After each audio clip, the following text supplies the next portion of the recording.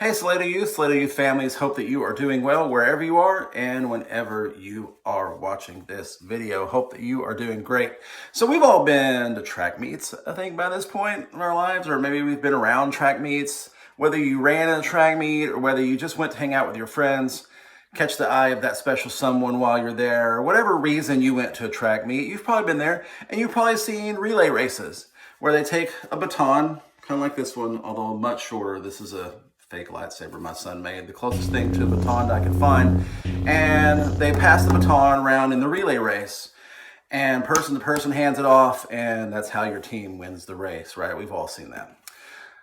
A lot of times in a relay race, certain runners get more attention than others. For example, the first runner always gets a lot of attention. Right there at the start, the gun fires, everybody's excited, cheering and stuff, and they run. The last person to come in always gets a lot of attention because they're coming in trying to win that race.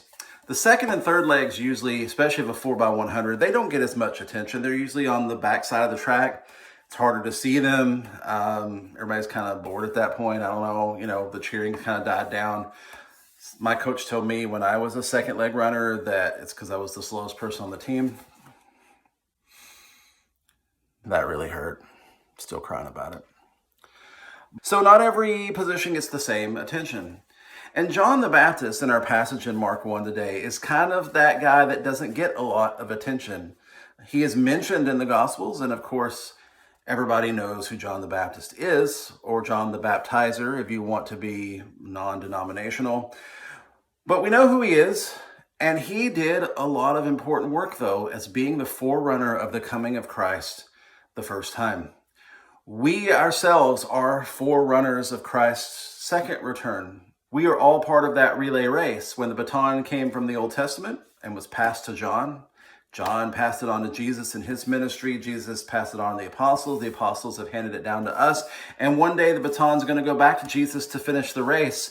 And we all have a part to play in that race. And some of us are going to be like John the Baptist, just making preparations and laying the groundwork and doing what seem to be the small things, like filling Thanksgiving boxes or coming to youth to encourage our friends to do so, or giving our gifts to the church, no matter how small they may be. We're all a part of that chain. And there's a portion of every race where it gets a little tricky about whether the baton's going to get passed on. You know what I'm talking about.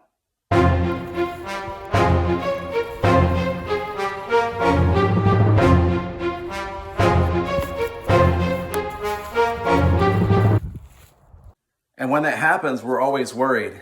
And some of us who are in the middle of our race, we're passing that baton on to you, and we're hoping that you grab it and that you take it and you run with it and you run a great race before you pass it on to the next person.